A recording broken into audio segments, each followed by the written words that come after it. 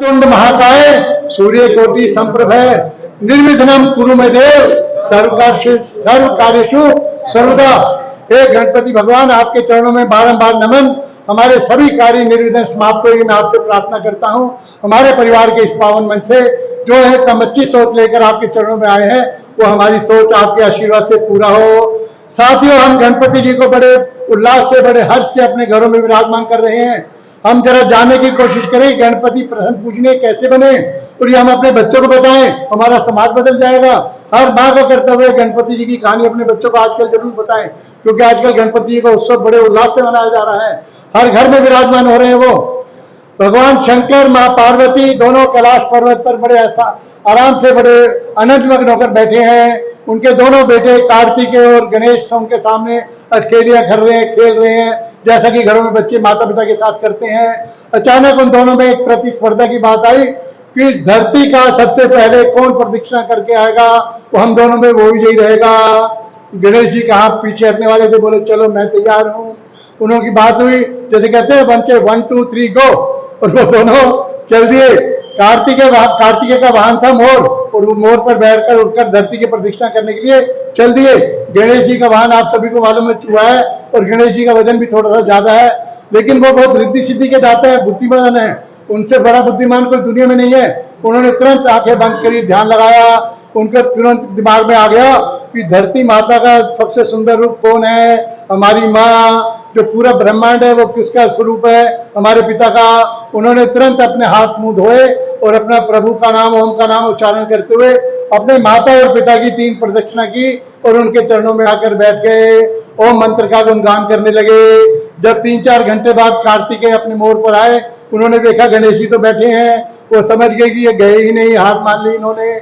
उन्होंने कहा मैं विजयी हुआ। शिव शंकर भगवान मुस्कुराए, बोला अभी नहीं, इसका फैसला मैं करूंगा तो आप कहोगे माता पिता आपका किसी बच्चे का दूसरा ध्यान दे रहे हैं।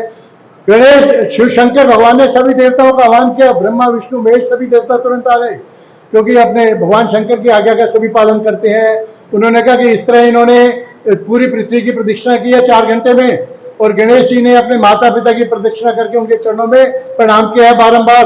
कौन विजयी?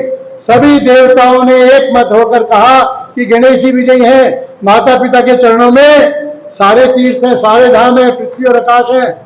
आप यदि ये बात, ये प्रसंग बहुत छोटा सा है, यदि अपने बच्चों को बार बार बताओगे, क्योंकि आजकल गणेश वंदना का समय भी चल रहा है, तो आपके बच्चों के ऊपर उसका असर होगा।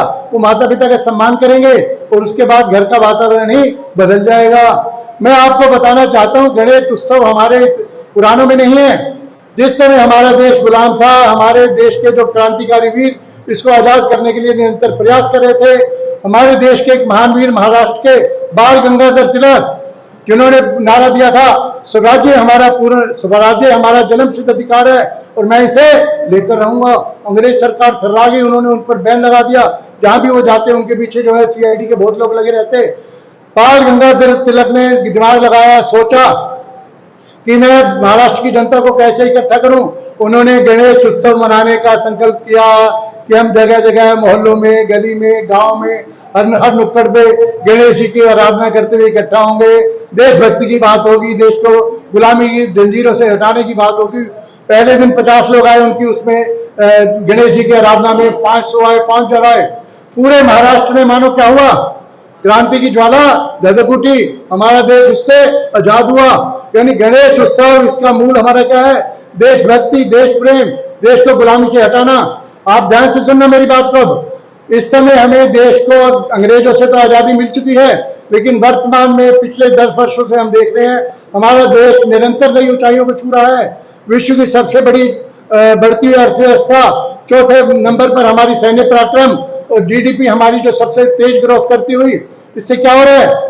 विश्व में जो हमारे कुछ ऐसे देश हैं जो ये नहीं चाहते कि भारत पुनः विश्व में शीर्ष पर पहुंचे, पुनः विश्व गुरु बने। उसमें चाइना, पाकिस्तान, अमेरिका का भी अप्रत्यक्ष रूप से हाथ है। वो भी ये चाहता है कि अगर भारत इतना ग्रोथ कर गया तो अमेरिका महाशक्ति नहीं बन रह सकेगा। वो अब इस समय पूरी ताकत लगाकर हमारे देश को तोड़ने का प्रयास कर रहे हैं। उसमें चाहे वो धर्म पर कट्टरवाद की बात हो, उसमें चाहे वो हमारे व्यापार को नुकसान पहुंचाने की बात हो। इस समय हम सभी, जो हमारे परिवार के साथियों का क्या दायित्व बनता है? भिवाड़ी के बिल्कुल पास, भिवाड़ी में अलकायदा का बहुत बड़ा नेटवर्क पकड़ा गया है। बहुत से ऐसे नौजवान पकड़े गए हैं जो पूरे हरियाणा को दहला देने के लिए वो लगातार प्रयास कर रहे हैं, पूरे देश को दहला देने का। रेवाड़ी निवासियों से मैं ये अपील करता हूं, आप नगर में प्रतिदिन जो नए लोग आ रहे हैं जिनकी हम पहचान नहीं कर पा रहे, उनको यदि कोई अपना कमरा या दुकान किराए पर दें तो उसकी पुलिस वेरिफिकेशन कराएं, अन्यथा ऐसा ना हो कि बड़ा आतंकवादी आपके बिल्कुल घर के पास आकर बस जाए और आप जब कभी परेशानी आए तो सबसे पहले आपके घर को भी नुकसान पहुंचाएगा, आपको ही मौत के घाट उतारेगा। इस समय वर्तमान में हमें बहुत अधिक सावधान रहने की जरूरत है। ये संक्रमण काल है, इस समय यदि हम देशभक्ति ताकतों को यदि सपोर्ट नहीं करेंगे तो बाद में हमारे पास पछताने के अलावा कुछ नहीं रहेगा। बताते हैं, बड़ी दिलचस्प बात आती है, एक व्यक्ति वोट देकर आया, बोला किसको वोट दिया? उन्होंने कहा मैंने देश को सपोर्ट करने का, देश को आगे बढ़ाने के लिए वोट दिया। संवाददाता मुस्कुराकर बोला, अच्छा भारतीय जनता पार्टी को ही दिया होगा। क्योंकि भारतीय जनता पार्टी का अर्थ क्या है? तो देश को सर्वोच्च जो है उसके आसन पर भारत माता को पहुंचाने का प्रयत्न कर रही है। आज गणपति जी के पावन उत्सव पर हम सभी संकल्प करें, हम सभी एकजुट होकर देश को आगे बढ़ाने वाली जो ताकतें हैं, जिनमें हमारे भाई लक्ष्मण सिंह यादव जी उसका जो प्रतिनिधित्व कर रहे हैं, मोदी जी जो हमारे राम है और ये हमारे लक्ष्मण है, ये दोनों मिलकर देश को इसके सर्वोच्च शिखर पर ले जाने का निरंतर प्रयास कर रहे हैं। हम सभी बुद्धिमत्ता से अपने वोट का इस्तेमाल करें और देश को इसके सर्वोच्च शिखर पर पहुंचाएं। बड़े प्रेम से मेरे साथ बोलेंगे, गणपति बप्पा मोरया, मंगल मूर्ति मोरया, गणपति बप्पा मोरया, मंगल मूर्ति मोरया। बहुत बहुत धन्यवाद।